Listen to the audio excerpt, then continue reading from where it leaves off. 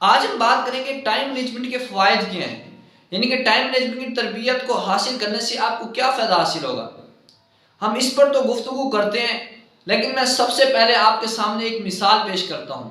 فرض کیجئے کہ ایک تالاب ہے، جب تالاب کا نام لیتے ہیں تو ذہن میں آتا ہے کہ شاید پانی سے بھرا ہوا ہوگا۔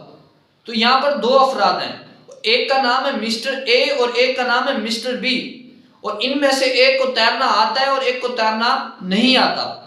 اب تالاب کو عبور کر کے دوسرے کنارے پر پہنچنا ہے، تو ان میں سے پہلے کون پہنچے گا؟ بلا شبہ وہی پہنچے گا جس کو تیرنا آتا ہے، اور جس کو تیرنا نہیں آتا شاید وہ درمیان میں ہی ڈوب نہ جائے۔ اور یہی ٹائم مینجمنٹ کی تربیت حاصل کرنے کی ضرورت ہے۔ اب ہم چلتے ہیں ٹائم مینجمنٹ کے فوائد کیا ہیں، یعنی کہ آپ کو سیکھنے سے کیا فائدے حاصل ہوگے۔ سب سے پہلا فائدہ یہ، آپ میں دستیاب وقت کو مؤثر طور پر استعمال کرنے کی صلاحیت پیدا ہوگی۔ یعنی ہمارے پاس روزانہ 1440 منٹ ہوتے ہیں، ہم اس کو بہتر اور اچھے طریقے سے استعمال کر سکیں گے۔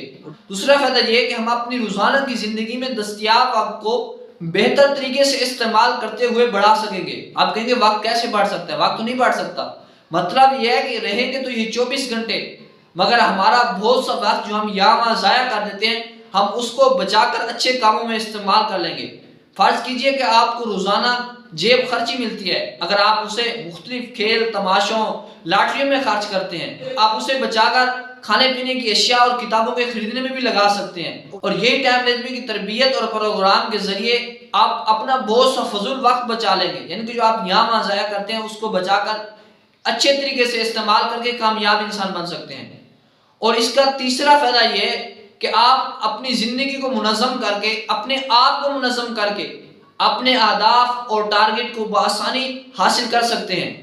یعنی کہ ٹائم مینجمنٹ کی تربیت تیرنے کی مانند ہے، یعنی کہ جس کو تیرنا آتا ہے وہ منزل پر پہنچ جائے گا، اور جس کو تیرنا نہیں آتا بلا شبہ وہ درمیان میں ہی ڈوب جائے۔ چوتھا فائدہ یہ ہے کہ ٹینشن میں کمی ہوگی، آپ کی پریشانی میں کمی ہوگی، آپ اپنے ارد گرد کے ماحول میں ایک مؤثر شخصیت کے طور پر ابھریں گے، ایک ایسے فرد کی طرح جو اپنے نصب و لائن، جو اپنے مقاصد کی طرف آگے بڑھ رہا ہے اور اسے حاصل کر رہا ہے، اور وہ جو بھی کام کرتا ہے وہ نتیجہ خیز ثابت ہوتا ہے۔ وہ جو بھی کام کرتا ہے اس کا کوئی نہ کوئی فائدہ ضرور ہوتا ہے۔ اگر آپ طالب علم ہیں تو کبھی امکان ہے کہ آپ کا مطالعہ پہلے سے منظم اور مربوط ہو جائے۔